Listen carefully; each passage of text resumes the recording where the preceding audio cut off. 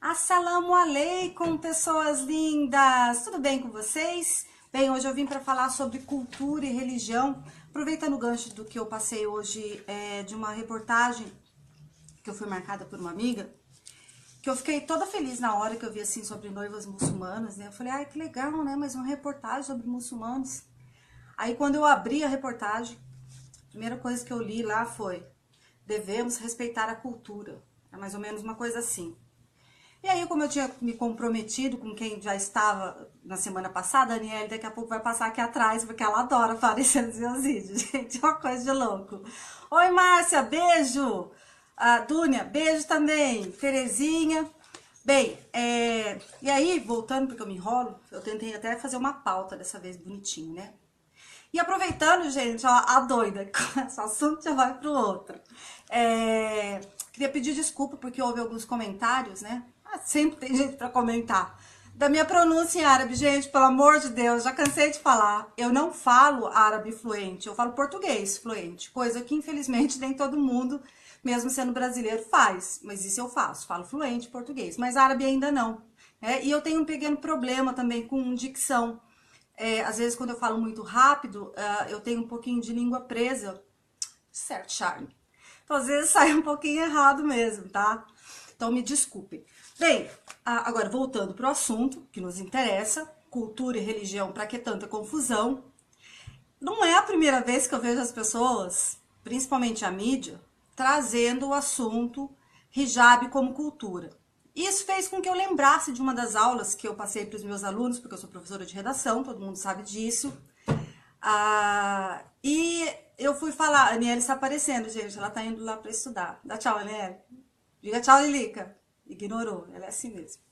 Jamila, olha aí com a salam, linda. E essa aula falava sobre o mito da raça. E ao mesmo tempo fez com que eu refletisse a questão cultural.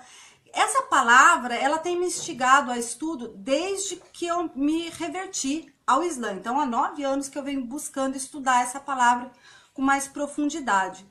Se Deus permitir, quem sabe isso vire daqui um tempo algo relacionado a um mestrado, a um doutorado, quem sabe, né? O futuro a Deus pertence.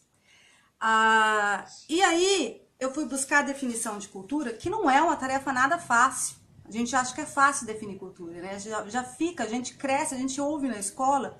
Cultura, Juan, o aleikum assalam, boa noite para você também. A escola traz pra gente a denominação de cultura como costumes. Geralmente é isso que a gente aprende.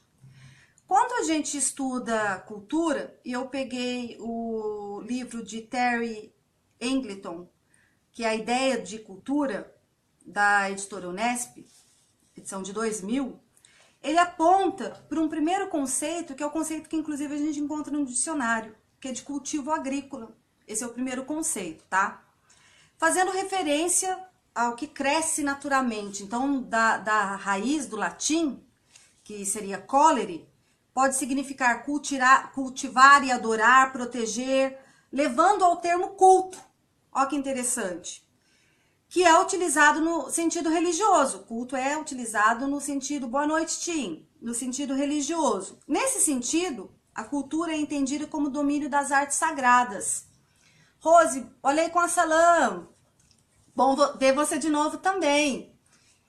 Jane, também espero que você consiga assistir, quero você acompanhando. Então, a gente vai perceber que essa definição de cultura apontada no primeiro momento, ela pertence a cultivar e, ao mesmo tempo, ao culto, no sentido religioso. No século XVIII, Raymond Williams, deixa eu tirar o Frederico daqui, gente, que ele tá querendo pegar a caixinha do negocinho aqui. O Frederico é meu gato. O Raymond Williams, ele estuda a noção de cultura como sinônimo de civilização.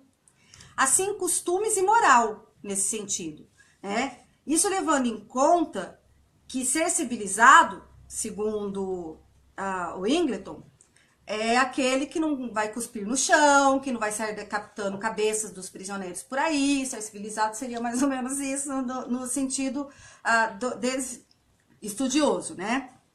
Aí vem a confusão que vai permear até o século XIX, porque a gente tem duas visões completamente antagônicas. Quando a gente fala de civilização, a gente adquire um conceito de sentido de caráter sociável, cordialidade, maneiras de se relacionar, né? Maneira sociável de se relacionar. E cultura vai ser algo relacionado ao espiritual, ao crítico, ao sensível. Essa rivalidade, ela vai ser mantida por finalidade de jogo político. Desde sempre, gente, a gente vai observar que a política entrando nos assuntos para trazer divisões, né? No sentido político e ideológico entre tradição e modernidade. No século XX, cultura vai ganhar outros contornos. Aí vai se ampliar num sentido que a gente fala de culturas de diferentes nações e períodos, bem como dentro de culturas diferentes dentro de uma única nação, gerando aí caracterizadores para o que a gente vai chamar de políticas de identidade, as conhecidas minorias. E aí eu cheguei no sociólogo Demétrio Magnoli, que eu inclusive deixei aí no Facebook, gente, assistam a concepção de mito da raça, porque ele vai falar sobre cultura também. No século XIX, a gente vai observar que os antropólogos, eles vão trazer as divisões étnicas, né, que a gente vai chamar de etnogenese, que é a divisão por etnias, né? Essas divisões vão trazer divisões políticas, com líderes étnicos, com intenção clara de dominação, gerado por políticas coloniais. E aí o que eu observo aqui e o professor Demétrio vai colocar isso dentro dos estudos dele também, o que eu tenho observado é que há uma confusão criada dentro desse mito da raça, porque a gente tem um mito da raça, tá? Que a gente precisa estudar também com muito cuidado. E com a cultura, só que agora trazida como multiculturalidade. Por quê? Para aqueles que conhecem, sabe o que é cultura? Cultura não é uma substância essencial. Isso foi colocado pelo professor Demétrio, que é um grande sociólogo, tá? Cultura é o diálogo de grupos humanos com o mundo que os rodeia. Olha que interessante. Mas para muitos, cultura se vincula à raça. Que é essa ideia lá trazida lá da questão das etnias, da etnogenese.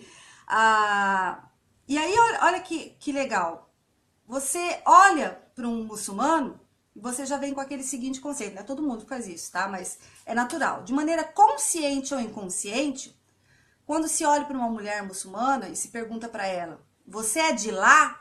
Olha que interessante. Nesse de lá, você já traz um pressuposto de distanciamento. Como se aquela pessoa, ela não pertencesse ao seu contexto. Você é de lá. Então você não me pertence, você não pertence aos meus costumes. Portanto, você não faz parte da minha cultura.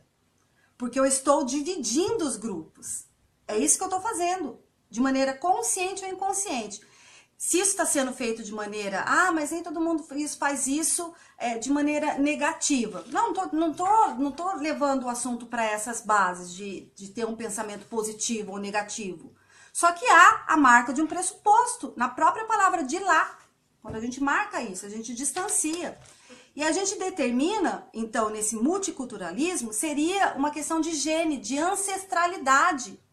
E olha que perigoso, gente. Esse princípio de gene vai gerar a chamada eugenia. A eugenia que deu bases, inclusive, para o nazismo no mundo. Sim, né? Para a gente buscar uma raça pura. A gente observa que muitos estudiosos no Brasil, como por exemplo Monteiro Lobato, que é um dos meus autores prediletos, que também pregaram o conceito de eugenia no século XIX, isso até ele estudar os sanitaristas, então ele teve uma visão que se modificou através do estudo. Ele não foi uma pessoa que ficou estagnada, ele não teve medo de estou mudando de ideia. É isso que a gente tem que aprender a fazer. Estudar é isso, se abrir para o novo, né? Se abrir para o novo e ver que não, eu estava com um conceito errado e agora eu percebi que eu trouxe mais evidências para um conceito novo e que está mais certo, está mais próximo de uma verdade. Que a verdade ela se transforma conforme aquilo que você adquire de conhecimento. Bem, e o Monteiro Lobato, ele fez isso quando ele traz, por exemplo, na obra Jeca Tatu, quando a gente observa, ele diz que Jeca Tatu é doente. Olha que interessante. Quando ele diz Jeca Tatu é doente, ele estava defendendo um conceito de eugenia. Que as pessoas diziam que o misturar das raças, quando a gente misturava as raças, isso levava à degeneração, né? Que é o conceito que vai embasar, então, o nazismo, que a gente faz as divisões, isso não me pertence, eu tenho que separar, porque é ruim, porque é mal, porque vai trazer mal para mim. Olha quanta coisa a gente vai buscando. E depois, quando ele entra em contato com os sanitaristas, e ele vai ver que não era a mistura das raças que trazia doença, uma coisa tão óbvia, né, gente? Mas que o óbvio não é sempre óbvio. Eu lembro de uma coordenadora minha que falava isso. E não é mesmo, né? Uma coisa tão simples, eles vão ver que não, que o que trazia doença era a falta de higiene, eram os mosquitos. Era a falta de saneamento básico.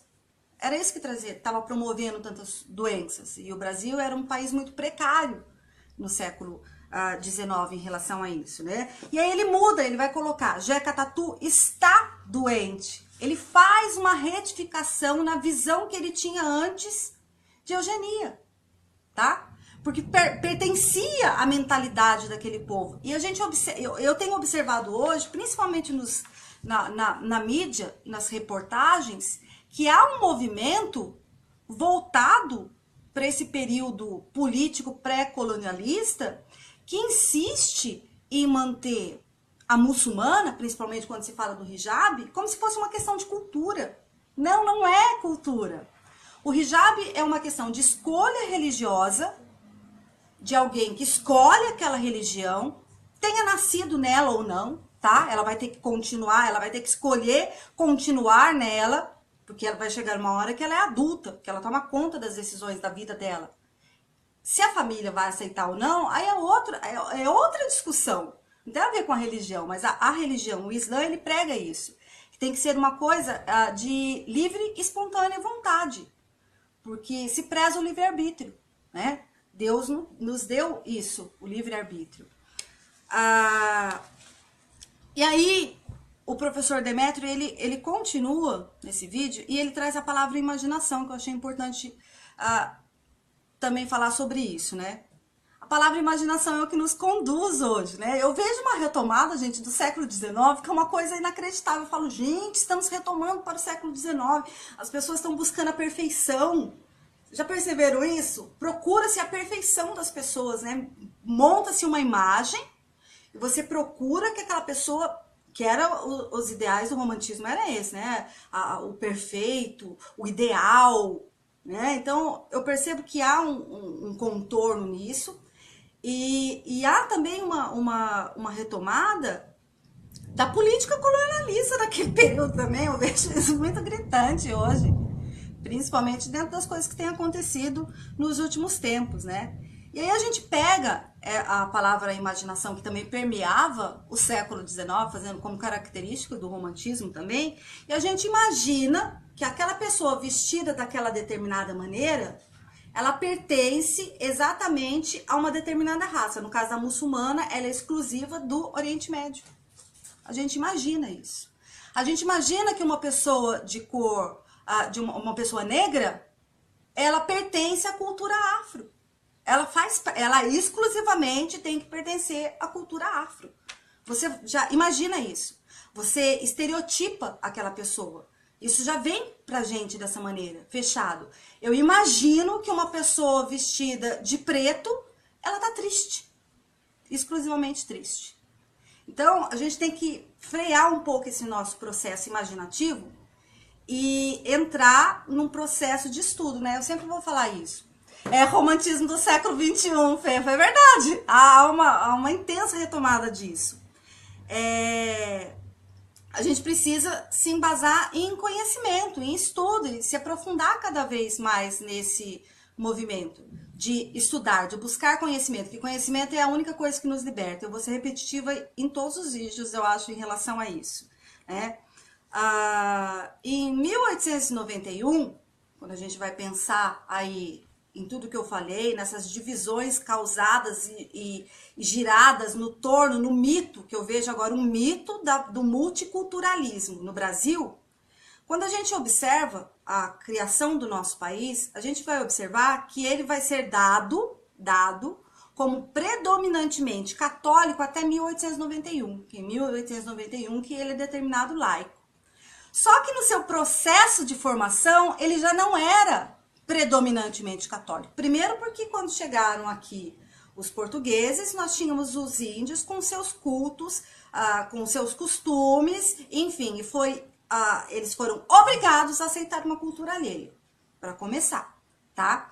Segundo que quando a gente teve o processo de pessoas que foram escravizadas, que a gente precisa também corrigir essa fala, quando a gente fala dos descendentes de escravos, não existe, sabe, são pessoas que foram escravizadas, os negros eram pessoas livres, tinham uma cultura toda própria, e eles foram escravizados dentro daquele período por um único e exclusivo motivo, porque a África foi a única que não tinha ainda aceitado os ideais iluministas, né? Então, em tese, ela era a única que podia ser escravizada.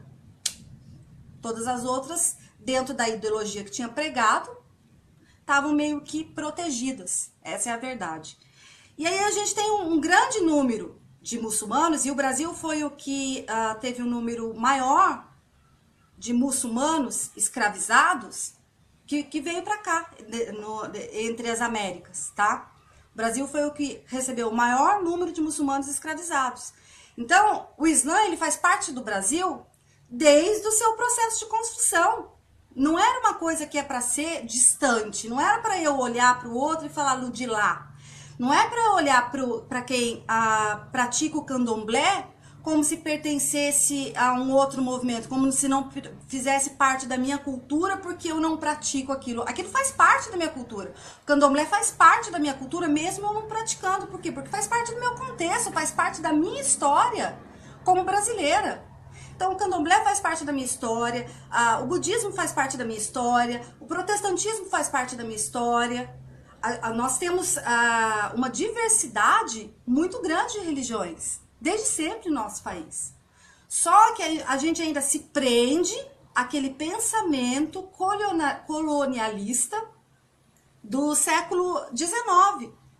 Então, é por isso que eu achei importante a gente trazer essa reflexão. Em relação a essa palavra cultura, porque, gente, eu vou ficando sem paciência com esse negócio, toda vez que eu leio uma reportagem, tem a bendita palavrinha lá, devemos respeitar a cultura. Não, você deve respeitar a escolha do outro, tá? Faz parte da sua cultura, a gente tem que aprender a respeitar as escolhas. A muçulmana, ela é tão brasileira quanto um católico, quanto um protestante, quanto um espírita. Indiferente a religião que a gente tenha, se você nasceu nesse país, você faz parte dessa cultura. Se você veio para cá e se integrou a essa cultura, se você se naturalizou, não é à toa que a gente tem essa relação dentro da nossa Constituição de natos e naturalizados. É porque a gente aceita dentro do processo constitucional essa adesão à nossa cultura. Então a gente tem que abraçar, tem que parar com essa hipocrisia, né? De identificar o outro como de lá ou de cá. Quando a gente faz isso, a gente tá separando, colocando distante, né? E quando a gente coloca distante, a gente permite uma série de preconceitos. É como se eu falasse, você é de lá, então tudo bem se te insultarem. Você não pertence ao meu país, pra que eu tenho que te abraçar? Você não é brasileira? Então a gente tem que tomar cuidado, a gente precisa pensar mais em relação a isso. É muito legal, já cansei de ouvir essa perguntinha infame, você é de lá, e você é tão cansado. É cansativo, eu sei, eu fico cansada de ouvir isso. E como eu disse antes, intencional ou não, cabe a nós a gente refletir sobre isso, a gente precisa parar e pensar, né? Exatamente o tema que eu estou estudando na faculdade agora. Obrigada, professora. Que legal, Isa. Muito legal poder contribuir. Se tiver perguntinha aí, manda. Érica, parabéns, você arrasa. É muito bom colocar os pingos no i. Sempre é necessário. Já queria aproveitar, gente, que eu tive algumas colocações também. Toda a temática que eu trago para discussão, eu tenho uma imagem como professora, né? Eu prezo pelo conhecimento. Então, eu jamais vou trazer qualquer assunto se eu tiver sem ter lido a respeito, sem ter estudado a respeito. E mesmo estudando a respeito, mesmo tendo conhecimento e base para o que eu tô falando, eu também não vou fechar isso como verdade única, né? Eu prefiro ser essa metamorfose ambulante, como diria Raul, grande Raul, do que ter aquela velha opinião formada sobre tudo. Porque quando a gente se fecha no eu sei tudo, a gente não sabe nada deixa de aprender.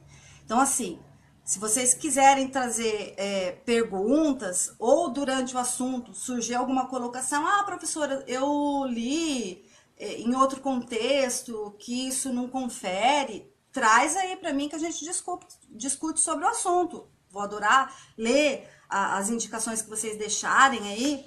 E sobre essa temática, eu vou deixar como indicação, que foi o livro que eu li, né, que é, cadê o nome dele?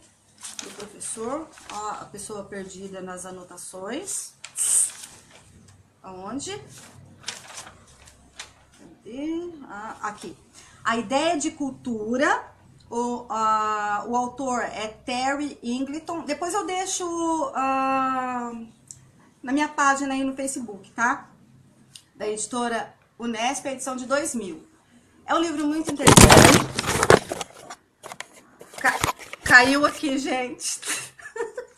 A pessoa que improvisou aqui. Deixa eu tentar arrumar, peraí. A pessoa que improvisou aqui e despencou tudo. Ai, voltou. Sorry. Então, gente, vou deixar depois aí pra vocês, quem quiser ler sobre o assunto. Eu espero que vocês... Está rindo, né, Noélia? É que você não imagina a gambiarra que eu fiz aqui. Eu peguei aqueles... levou um susto, Marcelo? Eu também. Caiu quase em cima de mim. Isso daqui, eu peguei aqueles negócios pra colocar pra GPS. Esqueci o nome. Sei lá, isso daqui, gente, ó. Suporte universal. Eu improvisei isso, coloquei em cima de um monte de livro, em cima de uma caixa, o negócio despencou aqui. O mundo ficou de cabeça para baixo. O meu mundo sempre tá de cabeça para baixo, uma coisa de louco. Tivemos uma queda aí, gente, que barato. Sim, essas coisas sempre acontecem comigo. Não será a professora Erickson, não tiver um acidente no meio do caminho. Não é verdade, Nélia? A Nélia tá aqui rindo no canto porque é verdade, gente. Essa sou eu. Bem, eu espero que vocês tenham gostado sobre esse assunto. Eu espero que outras pessoas que assistam, principalmente as jornalistas, amigas jornalistas, vou fazer um pedido agora para vocês. Sejam como a Isabela, minha amiguinha Isabela, beijo Isabela, que fez a reportagem para a Elástica. Colham informações com as muçulmanas que estudaram sobre o assunto, para não passar informação errada. Como o meu amiguinho da Super Interessante também, que colheu informações, e tantos outros que fazem isso. Sigam esses exemplos, meus amiguinhos jornalistas.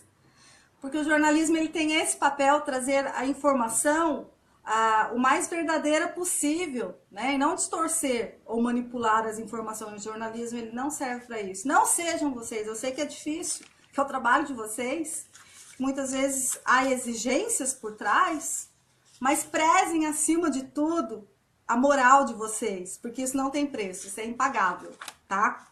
Então, eu espero que todas as vezes, a partir de agora, não vai acontecer, mas eu tenho essa esperança, que principalmente os jornalistas forem falar algo sobre a respeito, que procurem. Então, um sheik numa mesquita, alguém estudado sobre o assunto. Érica, fundamental um vídeo mais profundo, pode crer, muito importante. Não tenho problemas com o fato de ser de lá ou de cá, somos cidadãos. Com certeza, Ranes, o Islã. Não dá para eu ler o resto, mas depois eu leio, tá, Verônica? Com certeza, a gente precisa derrubar esse mito da raça e o mito do multiculturalismo que está sendo criado para trazer essas divisões. Por quê? Porque um povo dividido, um povo de lá ou de cá, é um povo fraco e é um povo extremamente dominado. E é isso que está por trás de tudo isso, né? A gente precisa encontrar o porquê da mídia trazer dessa maneira, o porquê disso ser propagado. Infelizmente, eu vejo que há uma deficiência também dos materiais didáticos. Os meus amigos professores de história sofrem muito nessa parte, eu sei disso, né? Porque a gente observa que há muitas distorções, principalmente quando se toca no assunto religião. Isso ainda tem sido motivo de uso político, a gente vê isso claramente, principalmente nos dias atuais, hoje aqui no Brasil, por exemplo, a gente vê isso muito claro, não sei do que eu tô falando, mas a gente vê isso muito claramente, não representa a religião em si, mas usam o nome da religião para manipular. Infelizmente, as pessoas querem ainda fazer isso no pleno século XXI. União faz a força, devemos ser todos unidos, somos humanos independente de qualquer coisa. Sempre, Juan, concordo absolutamente com isso. Najib, Majud, meta, mais de 100 pessoas ao vivo. No último a gente conseguiu alcançar isso, não sei se a gente consegue, vamos ver, né? Sei lá, acho que a temática não interessou muito. No último tinha... Najib, mais de 100 pessoas ao vivo, depois acabou se espalhando. Vamos ver se a gente consegue alcançar isso, né? Espero também. Mas eu tô muito contente, tem 43 pessoas ao vivo aqui comigo, me acompanhando, me ouvindo, vendo meu mundo virar de cabeça para baixo. Aqui, muito legal. É difícil colocar isso na cabeça das pessoas. Sim, e é por isso que é muito difícil, Marcelo, colocar isso na cabeça das pessoas, mas é por isso que precisamos de um número grande de pessoas falando sobre o assunto, de professores comprometidos com o processo educacional, indiferente às suas escolhas religiosas, indiferente às suas escolhas da maneira de levar a vida. Eu acho que, acima de tudo, um professor, ele deve se lembrar que ele assumiu uma responsabilidade como ser humano e que ele tem um papel importante de orientação na vida desse outro ser humano. Parar de delegar aquela coisa de educação vem de casa. Não, educação vem do coração. E se de repente o aluno que está com a gente não é acolhido em casa da maneira como deveria, cabe sim a nós fazermos isso. E não só aos professores, mas a todos que os rodeiam, né? A gente precisa aprender a fazer isso, a parar de delegar as coisas para os outros, né? A gente fala, não é responsabilidade minha, é do fulano dali, ou é da parte de lá, ou é da parte de cá. Não, a gente precisa aprender a ir atrás de soluções e sair um pouco da problemática em si, né? A gente tem que usar a problemática como ponto de partida para discussões, para reflexão. A problematização ela é necessária para que a gente encontre as soluções, mas a solução deve ser o nosso foco sempre. E eu vejo muitas pessoas fazendo o contrário, né? Busca o problema como fonte e fica nele. E aí para ali, né? Correto, tem uma amiga que fala que devemos estudar sempre, perguntar para sanar as dúvidas. Sempre estudar eu sempre vou falar, é um movimento de libertação. Não é à toa que o Islã coloca isso como uma das regras principais, a busca do conhecimento, isso tanto para o homem como para a mulher, né? Precisamos ser conscientes daquilo que fazemos.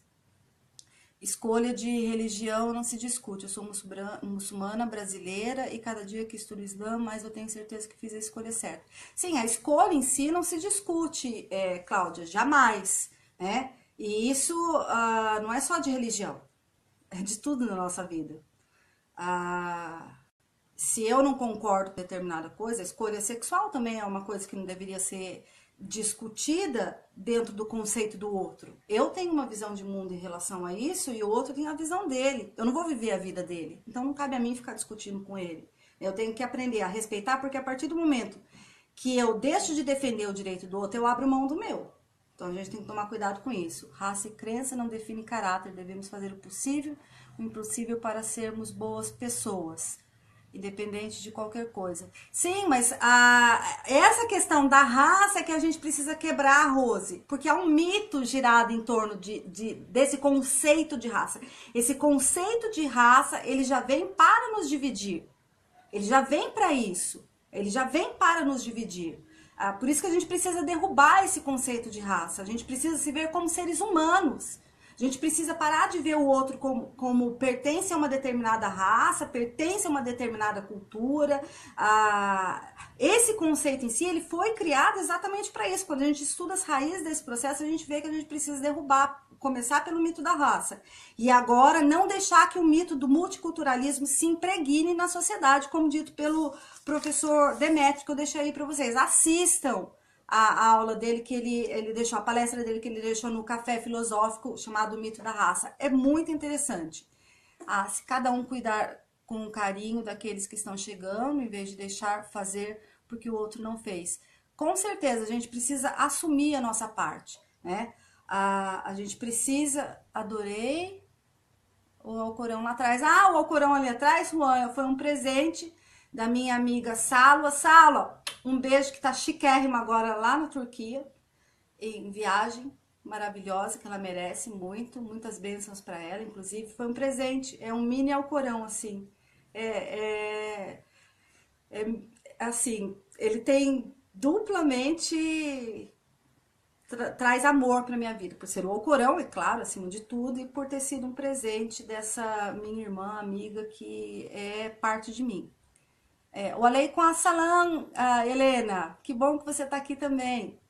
Bem, gente, é isso. Eu espero que vocês tenham gostado e que a gente possa trazer outros assuntos para que a gente possa discutir, né? E pensar juntos numa sociedade melhor. Eu acho que é para isso que a gente está no mundo, para buscarmos juntos soluções para os nossos problemas. É para isso que a gente está no mundo. Não tem outro motivo. A gente encontre meios de se respeitar, de respeitar as escolhas de cada um, né, acima de tudo, indiferente aos caminhos que a gente escolha para a nossa vida, né, indiferente de eu ter escolhido o Islã como caminho para minha vida e ter uma outra pessoa que escolheu o catolicismo, ou o candomblé, ou a umbanda, o espiritismo, o budismo, o judaísmo, indiferente às escolhas que a gente faça religiosa, enfim, que a gente aprenda a se unir, né? O Islã, ele coloca que eu tenho a minha religião, você tem a vossa, e que a gente conviva pacificamente, né? Isso faz parte da minha ideologia, como ser humano e como escolha religiosa também. Que bom, Mohamed, que ficou bom o vídeo, que você gostou. Eu espero que todos tenham gostado, tá, gente? Mais uma vez, me desculpe pelas palavras que eu não pronunciei corretamente, né? Agora já expliquei para aqueles que não sabem, tenho realmente um probleminha de dicção, falo às vezes muito rápido. Quem tem aula comigo sabe disso. E às vezes prende, é charme. Tá, gente? Então, um beijo e até o nosso próximo encontro com a Érica. Acho que vai ficar assim, tá? Encontro com a Érica. Ou sábado ou domingo, eu vou procurar sempre trazer um tema. Eu hoje fiquei muito triste porque minha aluna me emprestou o computador dela com todo amor e carinho. Até ontem, assim, eu tava funcionando, preparei a aula.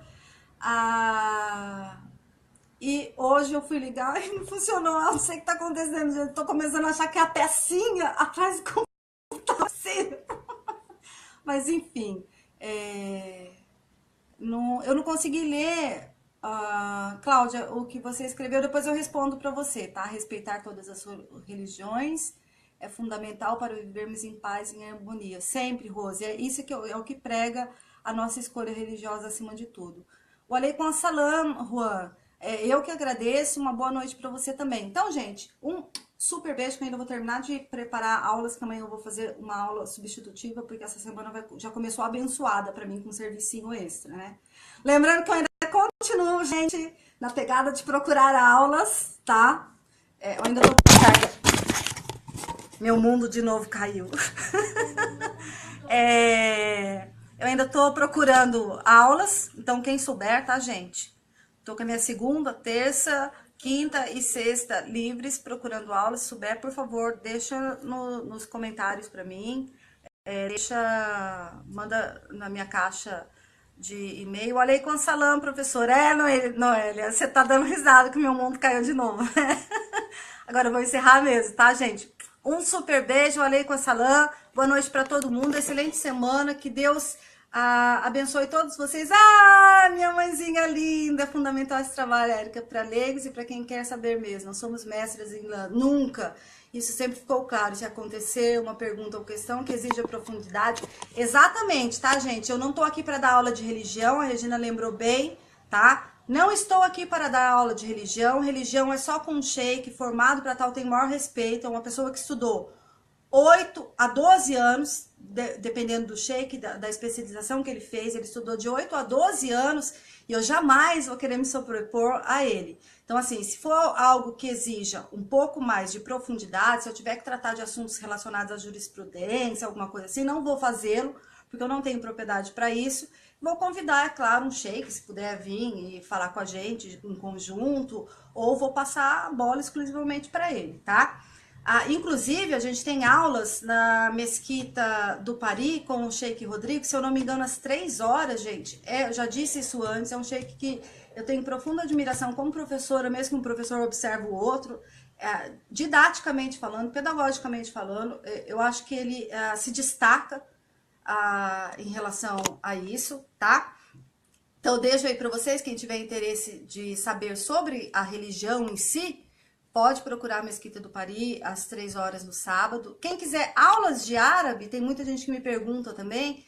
Tanto as aulas de religião quanto as aulas de árabe, elas acontecem separadas. A aula de árabe acontece 1 hora, se eu não me engano, mas aí liga na Mesquita do Pari, depois eu deixo na página para vocês. E a aula, o Aleikum Assalam, Zaid. E tanto as aulas quanto as aulas de árabe e as aulas de religião são totalmente gratuitas, tá? Não tem custo algum. Tem sim. O custo é você ir lá e se empenhar e aprender. É esse o custo. O Sheik Rodrigo sempre fala isso. Esse vai ser o custo. Você ir lá com empenho, com responsabilidade e aprender. Então fica aberto para todos o convite também. Um super beijo de novo, super boa noite. O Aleikum Assalam para todos. Agora você liga no